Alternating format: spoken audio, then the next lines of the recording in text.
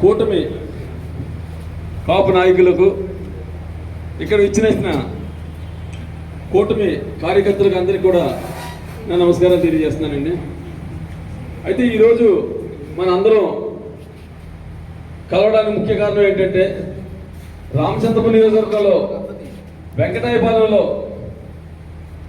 తోట తిరుపతి గారు పెట్టిన మీటింగ్ దృష్ట్యా ఏంటి మీటింగు, దాని సారాంశం ఏంటి, దాని పరిస్థితులు ఏంటి అనే దాన్ని ప్రజలకు తెలియజేయడం కోసం, వాళ్ళ ఆలోచన విధానం ఎలా ఉందనే దాన్ని ప్రజలకు తెలియజేయడం కోసం ఈ మీటింగ్ పెట్టడం జరిగింది. దీన్ని మా నాయకులందరూ కూడా కూలంకషంగా చర్చించుకున్నాం. అయితే ఇందులో ఉన్న సారాంశం ఏంటంటే అసలు ఈ మీటింగ్ ఎందుకు పెట్టారన్నది ఆ విషయాన్ని మనం తర్వాత మాట్లాడుకుందాం. నిన్న వచ్చిన నాయకులందరూ కూడా గతంలో ఎంతో కాలం నుంచి వైసీపీలో కొనసాగుతున్న వాళ్ళే. అయితే వీళ్ళందరూ కూడా కొన్ని విషయాలు మర్చిపోయినట్టున్నారు, ఒకసారి జ్ఞాపకం చేద్దారని ఉంది. గతంలో మీ అందరికీ తెలుసు, కాపులకి 5% రిజర్వేషన్ ఇవ్వడం జరిగింది. ఆ ఇచ్చిన రిజర్వేషన్ని వైఎస్ఆర్ పార్టీ తొంగలో కొట్టిన విషయాన్ని మీరు మర్చిపోయారేమో మాకు ఇంకా జ్ఞాపకం ఉంది. అదేవిధంగా కాపులకి తెలుగుదేశం గవర్నమెంట్లో 2000 కోట్లు కేటాయిస్తే దాన్ని డబల్ చేస్తామని చెప్పేసి వాగ్దానం చేయడం మీరు మర్చిపోయి ఉండొచ్చు, కానీ మాకు ఇంకా జ్ఞాపకం ఉంది. ఆ 2000 కోట్లకి డబల్ చేస్తానని మాట నుంచి ఇచ్చిన దాన్ని కూడా పథకాలకు సంబంధించిన దాంట్లో చూపించేసుకుని మేము ఇచ్చేసామని చెప్పేసి బోటక నాటకాలు అంటే కూడా మా అందరికీ కూడా జ్ఞాపకం. చూడండి, మీ వైసీపీ నాయకులకి ముఖ్యంగా మేము చెప్పేది ఏంటంటే, మీరందరూ చూస్తున్నారు, చాలా కాలంగా వైసీపీ గవర్నమెంట్ కానీ లేదా గతంలో ఏ రాజకీయ పార్టీ చూసుకున్నా సరే కులాల మీద రాజకీయం చేస్తుంది. ఆ కుల రాజకీయాలు చేయడం అనేది మా జనసేన పార్టీ విధానాల్లో కుల రాజకీయాలు చేయకూడదు అనేది మా ముఖ్య విధానం. ఎందుకంటే మీరు కులాలు రాజకీయం అంటేనే కులాలు అని మీరందరూ కూడా మాట్లాడచ్చు, కానీ ఆ విధానం మారాలి. రాజకీయాలకి కులాలకి లేదా మత ప్రస్తావన రాకూడదు, ప్రాంతీయ ప్రస్తావన రాకూడదు. ఇది రాజకీయం కానీ అభివృద్ధి కానీ జరగాలంటే అని మొట్టమొదటిగా అడిగేస్తున్న మా నాయకుడు ఎవరంటే పవన్ కళ్యాణ్ గారు. మీరు అనుకోవచ్చు అది జరుగుద్దని. గతంలో మీరందరూ చాలా చూశారు, వితంతు వివాహాలు చూసాం మనం గతంలో. అదేవిధంగా బాల్య వివాహాలు చూసాం. చాలా చట్టాలు మార్చుకుంటూ వచ్చాం. ఆ మార్పులన్నీ కూడా మీరందరూ గమనిస్తే ఇది ఒక మార్పుకి నాంది. మా పవన్ కళ్యాణ్ గారు చెప్పింది ఏంటంటే, రాజకీయాల్లో కుల ప్రస్తావన రాకూడదు అని చెప్పేసి ఆయన ప్రారంభించిందే ఈ కార్యక్రమం. మీ అందరికీ తెలుసు, మీరందరూ కూడా చాలా ప్రయత్నం చేస్తున్నారు.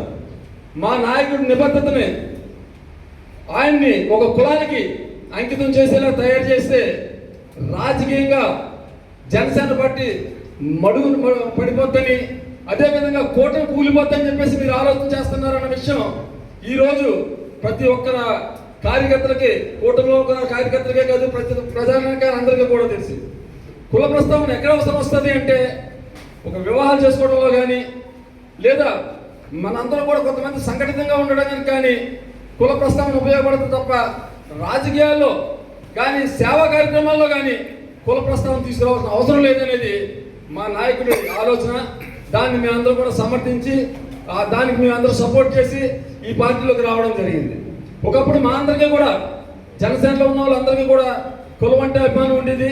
కానీ కులం మీద ఉన్న అభిమానం కంటే కూడా ముఖ్యంగా సమాజం మీద గౌరవం ఉండాలి, సమాజ బాధ్యత ఉండాలి, సమాజానికి మనం ఏం చేయాలనే ఆలోచనతో మనం రాజకీయాలు కానీ మన నడవడిక కానీ ఉండాలని చెప్పేసి మాకు పవన్ కళ్యాణ్ గారు నేర్పడం జరిగింది.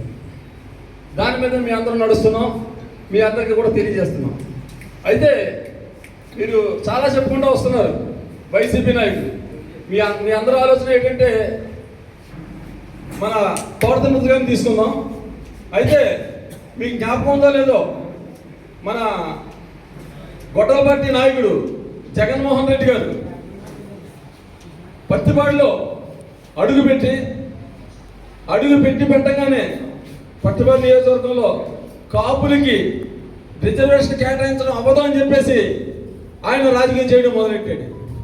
అప్పుడు ఉన్న మీ వైసీపీలో నాయకులందరూ కూడా మా కులానికి ఎందుకు ఇవ్వాలని చెప్పేసి ఒక్కరు కూడా ప్రశ్నించిన వాళ్ళు లేదు. ఎందుకంటే మీరందరూ ఆలోచిస్తుంది ఏంటంటే మీరందరికీ రాజకీయంగా మీరు ఎదుగుదల కావాలి తప్ప కులాల ఎదుగుదల కానీ సమాజం ఎదుగుదల కానీ మీ అందరికీ అవసరం లేదు. ఈరోజు కూడా మీరు రామచంద్రపురం నియోజకవర్గంలో మీటింగ్ పెట్టారు అంటే దానికి ముఖ్య కారణం ఏంటంటే మీకు తెలుసు, మాకు తెలుసు, ప్రజానికానికి కూడా తెలుసు, మీకు మనుగడ లేదు, రాజకీయ మనుగడ లేదు. రాజకీయ మనుగడ లేదు మీ అందరూ కూడా మీరు మీ నియోజకవర్గంలో కనీసం ఒక 500 మందిని కూడా పోగు చేసుకోలేక ఎక్కడెక్కడ ఉన్న నియోజకవర్గాల్లో ఉన్న నాయకులందరినీ తీసుకొస్తే కొంతమంది పోగవుతారు. ఎవరికైనా బలాన్ని చూపించుకోవడం కోసం పెట్టిన మీటింగే వెంకటాయపాలెం మీటింగ్ తప్ప మరేది కాదని చెప్పేసి కూడా మీ అందరికీ తెలియజేస్తున్నాం. ముఖ్యంగా నిజానికి కాపుల మీద ప్రేమ ఉంటే ఒకప్పుడు 22 మంది మీద కేసులు పెట్టారు పత్తవాడు మీటింగ్ విషయంలో. అప్పుడు తిరుమతి గారు ఏమన్నా వాళ్ళందరినీ సేవ్ చేశారా? అదేవిధంగా ముద్రగడ పద్మనాభ గారు ఈరోజు ముద్రగడ పద్మనాభ రెడ్డి గారు ఒకరోజు పెట్టిన మీటింగ్కి వెళ్ళొద్దని చెప్పిన ఆయన తోట తిరుమతి గారు ఒక కులానికి మాకు కావాల్సినవి ఇవి దాన్ని మేము పోరాడుకుని ప్రయత్నం చేసుకుంటామని చెప్పి వెళ్ళినప్పుడు అప్పుడు ఎవరు వెళ్ళొద్దని చెప్పేసి మీరు కట్టుదిట్టం చేయడం అనేది కూడా కాపులందరికీ జ్ఞాపకం ఉంది. ఈరోజు ఈ పత్రికా ముఖంగా మీ అందరికీ తెలియజేసింది ఏంటంటే మేము అందరూ సిగ్గుపడుతున్నాం. ఈరోజు కులం గురించి మాట్లాడుతున్నాం అంటే జనసేన పార్టీ సిగ్గుపడుతుంది. ఎందుకంటే మా జనసేన పార్టీలో కుల ప్రస్తావన కంటే సమాజ బాధ్యత మనం ఎలా డెవలప్ చేయాలి అన్న దాని మీద, దానివల్లే ఆంధ్రప్రదేశ్ డెవలప్ అవుద్ది, దానివల్లే మొత్తం దేశం అంతా కూడా డెవలప్ అవుద్ది అని చెప్పేసి మా అందరి ఆలోచన, మా పవన్ కళ్యాణ్ గారి ఆలోచన. ఇది భవిష్యత్తులో ఖచ్చితంగా కార్యరూపం దాల్చుతుంది. అందరూ కూడా ఖచ్చితంగా దీన్ని సమర్థిస్తారు. అంతేకాకుండా కుల ప్రస్తావన లేని రాజకీయం ఖచ్చితంగా భవిష్యత్తులో జనసేన పార్టీలో ద్వారా జరుగుతుందని చెప్పేసి కూడా ఈ సందర్భంగా మీ అందరికీ తెలియజేస్తున్నాను. అయితే వంగాగీత గారు ఏదో చెప్పుకుంటూ వచ్చేది, ఇది మన పవన్ కళ్యాణ్ గారు పిఠాపురంలో ఎందుకు చెయ్యాలి అని చెప్పేసి. అమ్మ తల్లి మీకు జ్ఞాపకం ఉందో లేదో, మన చంద్రశేఖర్ రెడ్డి గారి పక్క నుండి తల దించుకునే విధంగా నువ్వు ఆయన మాట్లాడినప్పుడు కూడా నువ్వు నోరు మూసుకున్నావు, అది ఇంకా మాకు జ్ఞాపకం ఉంది. అలాంటి నీలాంటి చెత్త ఎమ్మెల్యే మాకు వద్దు, మాకు పవన్ కళ్యాణ్ గారు రావాలని చెప్పేసి అక్కడున్న ప్రజలందరూ కూడా పవన్ కళ్యాణ్ గారు మాకు మా నియోజకవర్గానికి రావాలని చెప్పేసి అత్యధిక మెజార్టీలో కోరుకోవడం వల్ల, ఇప్పుడే కాదు గతంలో జరిగిన ఎలక్షన్స్ కూడా పవన్ కళ్యాణ్ గారు రావాలని చెప్పి కోరుకోవడం వల్ల అంతమంది ప్రజలు కోరుకుంటున్నారు. ఈస్ట్ గోదావరిలో పిఠాపురంలో ఒక అడ్డా అవ్వాలి జనసేనకి, తద్వారా ఈస్ట్ గోదావరి అంతా కూడా డెవలప్ చేయాలి. నేను విజయవాడలో ఉంటే ఈ పిఠాపురం డెవలప్ చేయడం వల్ల కూడా నేను మధ్యలో ఉంటాను, ఈస్ట్ గోదావరి మధ్యలో ఉంటానని చెప్పి ఆలోచనతో చేశారు తప్ప పవన్ కళ్యాణ్ గారు మీకు తెలియదేమో, ఎక్కడ నిలబడినా రాష్ట్రంలో ఎక్కడ వెళ్ళినా నిలబడినా గెలుస్తారు. అది మీరు అనుకుంటున్నట్టు కులపరంగా మాత్రం కాదు, అది ఆయన మీద ఉన్న ప్రజలందరికీ కూడా ఒక అభిమానం అనేది ఉంది. ఇదందరూ కూడా మీరు గమనిస్తున్నారు. ఖచ్చితంగా మేము ఈరోజు చెప్తున్నాం, పవన్ కళ్యాణ్ గారు ఆశీస్సులు లేకుండా మీరు అనుకుంటున్న ఏ లీడర్ కూడా భవిష్యత్తులో కూడా ఎప్పుడు కూడా మీరు నగ్గరని చెప్పేసి ఖచ్చితంగా చెప్తున్నాను. మీకు నిజంగా కులం మీద అభిమానం అనేది ఒకటి ఉంటే మీరు రాజకీయ పరంగా రిజైన్ చేసి రాజకీయాలు వదులుకుని మీరు అందరూ కులానికి మేలు చేసే విధంగా నాయకులకి తయారవ్వాలని చెప్పి కూడా ఈ సందర్భంగా మేము అందరినీ కోరుకుంటూ నాకు ఇంత మంచి అవకాశం ఇచ్చిన ప్రతి ఒక్కరికి కూడా నేను నమస్కారాలు తెలియజేస్తున్నాను. జై కూటమి. కాపుల ఐక్యత. జై కాపు. జై కాపు. జై కాపు. జై కాపు. జై కాపు. జై కాపు. జై కాపు. జై కాపు. జై జై కాపు. జై కాపు. జై జై కాపు. జై కాపు. అందరికీ నమస్కారం. ఇప్పుడు డాక్టర్ బిఆర్ అంబేద్కర్ గారు మాట అంటారు, కులం అనే పునాదిని ఏమి నిర్మించలేమని.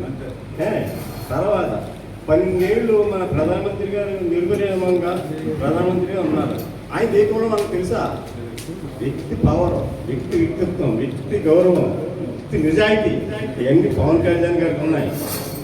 ఆయన ప్రధానమంత్రి డైరెక్ట్గా ఇంటికి వచ్చి ఆయన పరామర్శించి ఈయన ఒక వ్యక్తి కాదు, ఈయన ఒక ప్రభావం, ఒక ప్రపంచంలో నాకు అంచేత చేతులు రెండు పైకెత్తండి అందరూ. బాబుల ఐక్యత బాబుల ఐక్యత బాబుల ఐక్యత బాబుల ఐక్యత